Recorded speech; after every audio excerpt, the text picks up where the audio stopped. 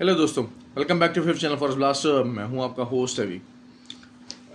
Perfect day, start off the day that was really really perfect. जिस तरीके से कल वीडियो के अंदर बताया गया था, जो लेवल्स बताए गए थे उसके मुताबिक ही ट्रेड हुई। फंडामेंटल डाटा आज बहुत इंपॉर्टेंट था, बहुत ज़्यादा हाई डाटा था। और ग्रुप के अंदर भी बताता रहा बहरहाल ये कि कल मॉर्निंग के अंदर ही कहा था कि बाय कीजिएगा गोल्ड को। अर्ली मॉर्निंग हम लोग बाय में थे और बहुत सारे लोग जो थे वो शायद 54-56 के एरियाज से बाय में बैठे हुए थे। खैर, जिन्होंने बाद में प्रॉपर लेवल को और बाय ली तो 60 तक की बाय, टू अराउंड 200 पिप्स की बाय निकली। एक अच्छा जिसे कहते हैं कि इंट्राडे के मोड से टारगेट हमारा अचीव हुआ। बाकी ये कि जो फंडामेंटल डाटा था वो भी एज पर एक्सपेक्टेशन ही था, चाहे पीपीआई नंबर्स थे और चाहे इंटरेस्ट रेट डिसीजन था। फ्री व्हाट्सएप ग्रुप के अंदर ज़्यादा बातचीत इस पर होती रही है। फ्री व्हाट्सएप ग्रुप में बता चलूँ, हर कोई ज्वाइन कर सकता है। इट इज़ प्रीटी ईजी क्योंकि लर्निंग बेस्ड ग्रुप है। मार्केट ने तो रोज़ ऊपर भी जाना नीचे भी जाना, लेकिन आइडिया ये होता है कि लर्न करने का मौका आपको मिलना चाहिए। और वहाँ पर एक्सीलेंट कम्युनिटी ग्रुप है बेसिकली। और कम्युनिटी ग्रुप के अंदर ऑब्वियसली आपको बहुत ज़्यादा चांसेस होते हैं चीज़ों को लर्न करने के, समझने के। तो क्योंकि वही बात है, सिग्नल्स तो हैं ही हैं, सिग्नल्स वाला मामला चलता है उसके अंदर, ग्रुप के अंदर चलता रहता है। और ये चीने मीने जो है ना वो 20-30 पिप्स वाले सिग्नल्स नहीं होते हैं।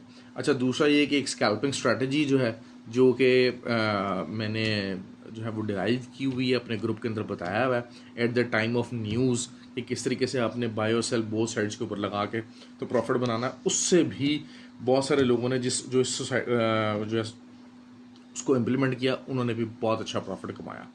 तो इस किस्म की चीज़ें जो हैं वो हम ग्रुप के अंदर सिखाते रहते हैं। ग्रुप ज्वाइन करने का तरीका क्या है, आपको ऑक्टाफैक्स और एक्सनेक्स हमारे IB लिंक वीडियो के डिस्क्रिप्शन में दिए में, आपको उस लिंक के ज़रिए वीडियो में आपको उस लिंक के ज़रिए हमारे साथ कनेक्ट हो जाना है। व्हाट्सएप नंबर नीचे दिया वीडियो के डिस्क्रिप्शन में। एक्टिव ट्रेडर्स ही अलाउड हैं। और उसके अलावा अगर आप ऑलरेडी ऑक्टाफैक्स और एक्सनेक्स पर ही काम कर रहे हैं तो फिर आपको जो है वो उसके IB लाइव चैट के ऊपर जाके IB नंबर चेंज करना है, and that's it, and you can be part of that beautiful community group है। Everybody is there, there are people there जहाँ पर आप ट्रेड डिस्कस कर सकते हो, इश्यूज डिस्कस कर सकते हो, मामला वो डिस्कस किया जा सकता है। लर्निंग पॉइंट ऑफ व्यू से you can absorb lot of things. अच्छा, अब जो है वो हम लोग आज का दिन, क्योंकि देखें मैंने आपको ये बात कहा था कि डाटा आएगा, DXY विल रिमेन वीक और प्रेशराइज होगा, और वही हुआ। उसकी वजह से जितने भी जो करेंसी पेयर्स से दे बूम्ड, चाहे GBP USD था वो भी, उसकी भी प्राइस इंक्रीज़ हुई। यूरो USD था वो हुआ। कैनेडियन डॉलर जो है वो भी थोड़ा सा इंक्रीज़ हुआ।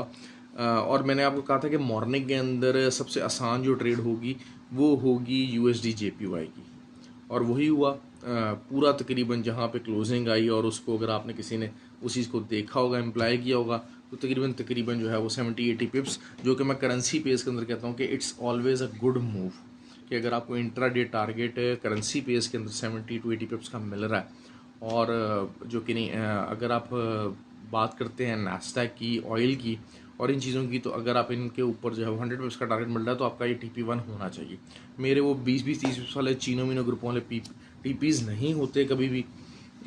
तो ये चीज़ हमेशा से जो है वो मैं करता हूँ। दूसरा ये कि UK के और यूरोप के जो एरियाज़ हैं, ऑस्ट्रेलिया के एरियाज़ हैं, जहाँ पर के जो है वो वहाँ के जो व्यूज़ हैं उनके लिए GTC का ब्रोकर का लिंक मौजूद है, वीडियो के डिस्क्रिप्शन है। आप उससे जो है वो उस ग्रुप को ज्वाइन कर सकते हैं अकाउंट बना के। तो that is something very simple, और उस ब्यूटीफुल कम्युनिटी का हिस्सा बन सकते हैं। अच्छा, आज ही मार्केट का क्या रहा, बेसिकली रिएक्शन क्या रहा। इंटरेस्ट रेट इंक्रीज ना होने का जो डिसीजन था वो था ही था, that was on the cards. अच्छा, लेकिन जो लफ्जी गोलाबारी है ना पावल भैया की, उसने काम काफ़ी ज़्यादा जो है ना आवाम को रैटल किया। और अगर शायद देखा जाए, क्योंकि वही बात है कि टेक्निकली जो है वो थोड़ा बहुत गोल्ड जो है वो मांग रहा था इस किस्म की लफ्जी गोलाबारी।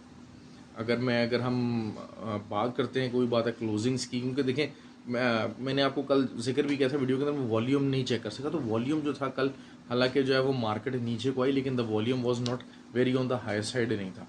आज भी जिस किस्म की जो है वो ट्रेडिंग हुई है, जिस किस्म की हाई न्यूज़ इम्पैक्ट डेटा था, volume was still not there.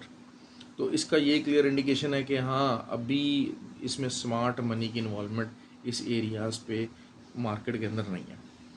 तो पाल भैया ने लफ्जी गोलाबारी क्या की, उस पर सबसे पहले तो उन्होंने कहा कि जी ऐसी की तैसी, जो मतलब मेन एक्चुअल था, जिसमें शायद झूठ या जिसमें कुछ ऐसी प्लानिंग नहीं थी, अपने आप को सेव करने की कोशिश नहीं थी।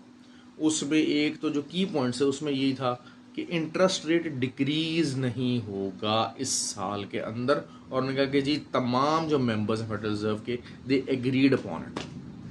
मतलब ये एक बहुत बड़ा लॉन्गर टर्म फैक्टर है कि लॉन्ग टर्म तक इंटरेस्ट रेट हाई रहना है। ठीक हो गया। अच्छा, ये जो बात है उनकी 100% एग्री करने वाली है, और इसका अगर बीइंग अ फंडामेंटल अगर आप एनालिसिस करेंगे तो हाँ, you have to agree on that. अच्छा, दूसरी बात उन्होंने कही कि जो कि शायद जिसमें कुछ दम नहीं था, लेकिन उसने मार्केट के ऊपर रिस्पॉन्ड ज़रूर दिया, लेकिन दम नहीं था, वो यही था कि भाई हम इस साल कम से कम 2 दफ़ा और जो इंटरेस्ट रेट इंक्रीज़ करेंगे। तो भाई कैसे करोगे यार, कैसे कैसे करोगे, कहाँ से करोगे?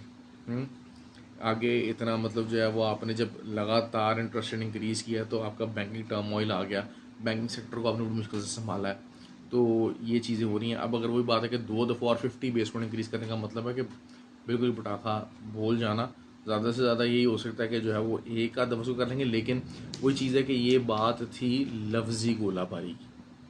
ठीक हो गया। और जो ख़तरा था, देखें जिस चीज़ के इंसान वही होता है ना कि वो जो ख़तरे बयान होते हैं वो बाद, और वही उसको ख़तरे को बताता है कि जी ख़तरा कोई नहीं है। तो उन्होंने एक और बात की जी सॉफ्ट लैंडिंग की, बार बार की जी हम इंटरेस्ट रेट हाई रख के भी जो है वो सॉफ्ट लैंडिंग अचीव कर लेंगे। तो दिस मीन्स कि हाँ, this is the challenge for them. और फ़िलहाल वो इस चैलेंज में पूरा उतरते कि नहीं उतरते, वो कल इंशाल्लाह रिटेल सेल्स नंबर आएंगे तो एक इम्पॉर्टेंट डाटा होगा इस चैलेंज को भी देखने का कि क्या जो है वो अमेरिकन इकॉनमी रिसेशन में लाए बगैर इतने हाई इंटरेस्ट रेट मेंटेन कर सकती है और वहाँ से इकॉनमी को निकाल सकती है।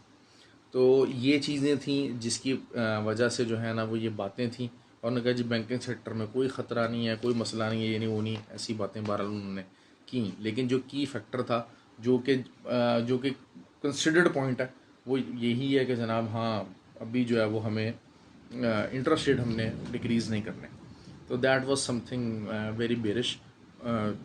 पूरी गोल्ड मार्केट के लिए तो बेरिश था, थोड़ा बहुत उसने DXY को भी सहारा ज़रूर दिया। अब उसके अलावा जो ऑयल की ट्रेड थी वो हमारी बहुत अच्छी रही। 70.30 से मैंने आपको कहा था कि जी आप सेलिंग लगाइएगा। नीचे अभी भी अगर हम देखते हैं तो 68.1 तक मार्केट गई। वही कम से कम 150 से 200 पिप्स का टारगेट है। ऑयल आपको पता है हमेशा अच्छा बड़ा टारगेट देता है। नैस्डैक ने भी रिजेक्शन ली, लेकिन Nasdaq is still on the roll. मैंने आपको ये बात बता दी थी कि ये नैस्डैक ऊपर ही जाएगा। हालांकि उस टाइम पे डाटा वगैरह भी आया और लोग कह रहे थे कि जी हाँ जी इसको 700 पे आना चाहिए, नैस्डैक अभी ऊपर ही जाएगा और नैस्डैक 15,300 का एक टारगेट अभी फ़िलहाल देख रहा है, जो कि रिजेक्शन वहाँ से आ सकती है, ऑल्दो उससे पहले भी आ सकती है। लेकिन क्योंकि जारी बात है इंडिकेटर्स को जैसे हाँ, अगर कल जैसे डाटा आ जाता है, अगर डाटा जो है वो जो रिटेल सेल्स का कल डाटा आना है, अगर वो नेगेटिव आया था, कंसेंसस उसका नेगेटिव ही है, -0.1 है, लेकिन ये कि अगर उससे कोई ज़्यादा नेगेटिव आ जाता है तो दिस मीन्स कि भाई मार्केट थोड़ी सी हिल ज़रूर रही है, मार्केट के ऊपर बेरिश प्रेशर और रिसेशन का प्रेशर ज़रूर आ रहा है। अब रिसेशन का अगर प्रेशर आएगा तो ऑब्वियसली नैस्डैक को थोड़ा सा ज़रा जो है ना वो ठंडा होना पड़ेगा। असल बात यही है कि अभी तक जो टेस्ला के स्टॉक्स और ये सारे दे आर बूमिंग, जो कि आपकी मतलब बड़ा उनका ह्यूज रोल है US इकॉनमी के अंदर, तो वो फिर वो इन चीज़ों को बहुत ज़्यादा जो है ना वो स्टॉक मार्केट को सपोर्ट दे रहे हैं। तो बहरहाल ये वही बात है कि मैंने बहरहाल आपको कहा था कि इवन के जब मार्केट में आया भी 14,850 के ऊपर, 800 तक भी आई मार्केट, 14,800 भी मार्केट आई नैस्डैक की, तब भी लोगों ने कहा सर 700 आ जाएगा। मैंने कहा आ जाएगा, लेकिन अभी फ़िलहाल नैस्डैक विल रिमेन बुलिश, और वही चीज़ रही। अच्छा, अब बहुत ज़्यादा इंपॉर्टेंट चीज़ है कल। अब क्या हो सकता है, एक मिक्स किस्म का डाटा मौजूद है। बहुत सारे लोग कह रहे हैं जी DXY शुड पंप, DXY वहाँ पर अच्छा जो है वो दिखा सकता है। देखें GBP USD की बात करते हैं, आपको GBP JPY वही बात है, अपनी मौज में है भाई। जब तक गोल्ड भी नीचे जा रहा है और GBP भी स्ट्रॉन्ग हो रहा है, JPY येन, हालांकि वही बात है कि येन को मौत पड़ी हुई है। येन का यही होता है कि जो क्रॉस पेज होते हैं जब ये एक साइड मूव करते हैं तो फिर करते चले जाते हैं, ये दरमियान में मुश्किल हो जाता है इनका रुकना। और अभी भी एक शायद अपनी जो रेजिस्टेंस है उससे ऊपर इन्होंने क्लोजिंग दी है, लेकिन किसी टाइम भी ये अच्छा जो है वो कम से कम भी जो है 173.5 तक का जो है ना एक रिजेक्शन यहाँ से ले सकता है किसी भी दिन। लेकिन वही बात है, एक दो दिन लग जाते हैं इसको पूरी रिजेक्शन अपनी कंप्लीट करने में, और फिर दोबारा से उसको रीटेस्ट करके ये अपना साइकिल दोबारा से इसको कंटिन्यू कर सकता है। दूसरी बात यह है कि जीबीपी यूएसडी की अगर हम बात करते हैं तो जीबीपी यूएसडी ऑब्वियसली 126 से ऊपर क्लोजिंग है, लेकिन 1.27 नियरली रीच अबाउट हो गया था। अगर आपको कल मार्केट 1.256 पे मिलती है, 1.258 बल्कि कह लीजिए 1.258 के ऊपर मिलती है, तो वहाँ पर अगर आपको अच्छी कन्फर्मेशन देख के आप बाय की साइड पर भी बैठ सकते हैं। लेकिन आई स्टिल थिंक कि हाँ ये जो है ना थोड़ा बहुत जो DXY है वो थोड़ा सा ठंडा ज़रूर होगा। मैंने वो कहना कि इन द लॉन्ग रन मैं इसको 101 को दोबारा 101 को रीटेस्ट करता हुआ देख रहा हूँ। तो दैट इज़ वाई, जिसकी वजह से ज़रा मसले और मामलात ख़राब हैं। ऑयल वीक हुआ है जिसकी वजह से कैनेडियन डॉलर जो है वो दोबारा से 1.33 से ऊपर इसने क्लोजिंग दे दी है, वरना अदरवाइज़ शायद यही होता कि अगर ऑयल की प्राइसेस को 70 से ऊपर क्लोज होती तो शायद ये 1.325 तक का एरिया, 3 to 4 तक का एरिया जो है वो आपको दिखा देता। अब आपको जो मर्जी हो जाए सेलिंग ढूंढनी है इस मामले के अंदर। और GBP JPY मैं बहरहाल इसकी मैंने सेलिंग एंट्रीज़ ऐड कर रहा हूँ। देखिए हमेशा ये बात होती है कि अक्सर अब लोग मेरे साथ क्या करते हैं, सर मैंने वहाँ से सेलिंग ली हुई है। यार बस सेलिंग नहीं ली, सेलिंग ली हुई है तो फिर आप इसको होल्ड करें बगैर एसएल के। अगर आपने सेलिंग ली है तो फिर आप होल्ड करें। आप बगैर एसएल के आपने सेलिंग ली है, क्या सोच के लिए? यही सोच के लिए कि मेरे पास फंड अनलिमिटेड है, ये जहाँ मर्जी चला जाए मैं इसको मैनेज कर लूँगा। ठीक है, या तो आपके पास ये स्ट्रैटेजी होनी चाहिए, ठीक है, और आप उसको मतलब और जो है चाहे फंड्स डालने पड़े जो भी करने पड़े यू विल डू दैट। लेकिन अगर वही चीज़ है कि अगर आपके पास फंड्स लिमिटेड है, सारा कुछ है, इवन के फंड्स अनलिमिटेड भी होते हैं, तो SL is always very important actually. क्योंकि देखें अब हम नैस्डैक की बात कर रहे हैं तो नैस्डैक अगर 15,300 से ऊपर कहीं वीकली क्लोजिंग वगैरह दे जाता है तो that will be something very alarming कि न्यू हाई लगा सकता है। ऑल्दो के मैं मतलब ये कह रहा हूँ कि आई थिंक कि जो एक इसकी रिजेक्शन है या इसका पुल बैक है, रिजेक्शन तो नहीं कहेंगे, इसका पुल बैक है, it is in the air, it is in the air very near. क्योंकि अब आने वाला जो पूरा मंथ है उसमें जो डाटा आएगा वो रिसेशन को मैयर करने वाला डाटा है। और क्योंकि अब देखें कल जॉब नंबर्स हैं, सब कुछ है, वो रिसेशन को मैयर करने वाला डाटा है। और अगर रिसेशन वाला थोड़ा सा ज़रा चीज़ें नॉकअप होंगी तो ऑब्वियसली इसके ऊपर वे ऑन करेगा, इसके ऊपर वेट डलेगा। अच्छा, गोल्ड का अब हम क्या कर सकते हैं? Everybody is waiting for the gold के ऊपर हमने देखें 200 पिप्स का हमने तकरीबन प्रॉफिट बनाया था जहाँ से हमारी क्लोजिंग हुई, और उसके बाद तकरीबन जो है वो 60, मैं वही बात कर रहा हूँ कि 100-120-30 पिप्स का प्रॉफिट ना छोड़ा करें। बार बार मैं कह रहा हूँ, देखें या तो ये है कि अनलिमिटेड अकाउंट है, आपके पास अनलिमिटेड अकाउंट है। देखें वो अगर गोल्ड की बात करता हूँ ना, gold over the period, over the years increase ही हुआ है। ठीक है, मुझे एक अच्छी तरह याद है कि I was in the flight from Dubai, तो दुबई से एक मेरे पास ट्रेडर थे, तो उन्होंने कहा कि जी हमने सेलिंग की थी, गोल्ड सेल किया था, और ये सोच के किया था कि ये फ्यू ईयर्स बैक की मैं बात कर रहा हूँ कि $1,600 से ऊपर गोल्ड नहीं जाएगा। ठीक हो गया। तो गोल्ड में हमेशा जब भी आपने सेलिंग में बैठना ना, ऑलवेज एसएल लाजमी है। अच्छा, अगर आप बाइंग में बैठ रहे हैं ना तो बाइंग का मसला कोई नहीं है। ओवर द ईयर्स आप 50 ईयर्स का स्पैन उठा के देख लिए, 20 ईयर्स का स्पैन उठा के देख लिए, 10 ईयर्स का स्पैन उठा के देख लिए, गोल्ड की प्राइसेस इंक्रीज ही होंगी। अगर आपके पास अनलिमिटेड फंड्स हैं, सब कुछ आप मैनेज कर सकते हैं, इवेंचुअली एक्स्ट्रा फंड्स डालते जाएंगे, गोल्ड का मामला आपका ऊपर ही जाएगा, इसमें कोई परेशानी वाली बात नहीं है। लेकिन गोल्ड जब आपने सेल करना ना तो it is very dangerous actually, it is something very very dangerous. क्यों? क्योंकि सेलिंग का एरिया अगर छोड़ा था, देखिए अब जैसे हम मैं ये बात कर रहा हूँ कि कुछ साल अरसा पहले की बात कर रहा हूँ, वो कहते 1600 से ऊपर, $1,600 से ऊपर गोल्ड नहीं जाएगा, और मेरा तकरीबन बाद में $1,600 से ऊपर चला गया गोल्ड, और तकरीबन उस टाइम के ऊपर $2-2.5 लाख का मेरा लॉस हो गया। लेकिन उनको पता था कि भाई 1600 ऊपर चला गया, अभी अगले खाने के अंदर अगली ब्रैकेट वाले में मूव कर गया। तो दिस इज़ अब यही सिचुएशन अब हो रही है कि हम बात करें 1600, पता नहीं हम देखते हैं कि नहीं देखते हैं, $16 हम देख पाते हैं कि नहीं देख पाते इन कमिंग ईयर्स और सो। तो दिस इज़ समथिंग, मैं आपको एक ओवरऑल फिनोमेना बता रहा हूँ कि गोल्ड है ना, गोल्ड की आप विदाउट एसएल आपके पास अगर अनलिमिटेड फंड है, आप बाइंग होल्ड करना चाहेंगे ना, कर लेंगे। इवन कि 2050 से भी अगर किसी ने बाय करके बैठा हुआ है, इवेंचुअली कुछ 6 महीने 4 महीने 5 वो कर करा के आपकी बाय निकल जाएगी, वर्स्ट कम वर्स्ट। लेकिन अगर आप सेलिंग की हुई है, अब बहुत सारे लोग जो 1600 पे सेलिंग करके बैठे हुए हैं, दैट इज़ समथिंग डेंजरस। उसमें उनके लिए रिस्क हाई, जो रिस्क परसेंटेज है वो बहुत ज़्यादा है। तो यही अब सिचुएशन है। अब इस टाइम के ऊपर गोल्ड एक बहुत बड़ी अपनी सपोर्ट है, लेकिन वही बात है कि ये चौथी दफ़ा एज 4 के अगर आप कैंडल देख लें तो 5वीं 6ठी दफ़ा ये कैंडल क्लोज हो रही है। ऑल दो के इन्वर्टेड हैमर बना है इंट्राडे के ऊपर, एक बड़ा रिवर्सल साइन है। लेकिन बहरहाल यही है कि कल मॉर्निंग के अंदर अगर 1936 से नीचे एज 4 कैंडल ओपन और क्लोज हो जाती है कोई भी, तो फिर आपको शायद अगला टारगेट जो है वो 1921 का देखना पड़ेगा। 1921, 1913 और 1900 इस तरह से टारगेट होंगे। लेकिन आई एम स्टिल एक्सपेक्टिंग कि ये यहाँ से एक अच्छा पुल बैक देगा, और आपको अगर सेलिंग की भी अपॉर्चुनिटी क्रिएट होनी है तो वो दोबारा से शायद 74 के एरिए से एक दफ़ा दोबारा सेलिंग की अच्छी अपॉर्चुनिटी क्रिएट हो सकती है।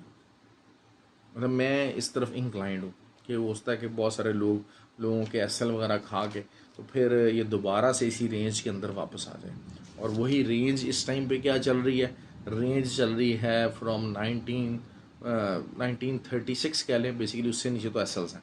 1936 से ले के 1984 तक की एक रेंज है, और उस रेंज के अंदर लोअर लोज बनाता जा रहा है। नीचे से हॉरिजॉन्टल सपोर्ट ज़रूर है, एक ट्रायंगल बन रहा है, लोअर लोज का बन रहा है। 84 का लोअर लो लगा, फिर 74 का लगा, फिर अब आज जो 60 का लग गया, तो 3 लोअर लोज बन चुके हैं।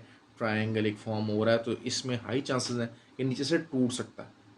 क्योंकि आज शायद जो है ना वही बात है कि फेडरल जो पावल भाई है ना, उनको इतना एग्रेसिव नहीं होना चाहिए था। बातें कर लें यार, ठीक है यार, अगलों का भी कोई ख्याल कर लेना चाहिए। लेकिन बहरहाल मार्केट है, मार्केट कैन गो एनीवेयर। और आपको जो है वो, लेकिन यही बात होती है इंट्राडे में इंसान अच्छा एक और बड़ी इंपॉर्टेंट चीज़ है, इंट्राडे में इंसान फंसता कैसे। बहुत सारे, अच्छा मेरे ग्रुप के अंदर 1-2 लोग हैं ऐसे हैं। अब उन्होंने मुझे सुबह मैसेज किया जब 60 के ऊपर आया ना, उन्होंने कहा सर हमारा टारगेट पूरा हो गया, हमारा इंट्राडे टारगेट पूरा हो गया। अब हमें कुछ शौक भी पूरा करना है ना, तो हम जो लो वॉलेटिलिटी पेयर्स है ना उसमें छोटे एसल के साथ करेंगे या स्कैल्पिंग करेंगे, दैट्स इट। हमारा इंट्राडे का टारगेट पूरा हो गया। हम लोग गलती क्या करते हैं बीइंग अ ट्रेडर, हमने 5 बजे अगर सिस्टम के आगे बैठे तो रात 2 बजे तक हमने सिस्टम के आगे बैठना ही बैठना, चाहे हमने जितना मर्जी कमा लिया, चाहे हम जितना मर्जी कमा लिया।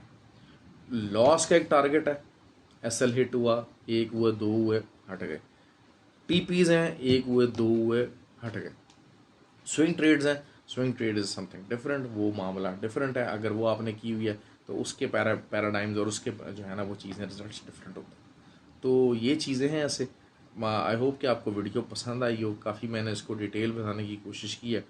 और जो है वो इंशाल्लाह सैटरडे को आपको जो है मैं बताता चलूँ कि हमारा जो ट्रेनिंग सेशन स्टार्ट होने वाला है, होपफुली सैटरडे को मैं इंशाल्लाह उसकी अपने यूट्यूब चैनल के ऊपर थोड़ी सी जो है ना को 10-15 मिनट की 20 मिनट की हो सकेगी तो लाइव कवरेज भी आपको दूंगा, so that you could get the idea of the academy what we are into. और मोस्ट ऑफ सैटरडे या संडे उसमें मैं आपको लाइव जो है वो लिंक भी शेयर करूँगा। तो आई होप कि आप जो है ना जो यूट्यूब के सब्सक्राइबर हैं उसको थोड़ा बहुत लाइव भी इंजॉय कर सकेंगे एंड द लेवल ऑफ ताकि आप बात देख सकेंगे कि जी किस किस्म का जो है ना वो सेटअप लगा हुआ है और क्या फैसिलिटीज़ आपको वहाँ पर सीखने के लिए मिल रही हैं। ओके जी, ख्याल रखें अपना, have a good day, thank you very much. Video share किया कीजिए, लाइक किया कीजिए, थैंक यू।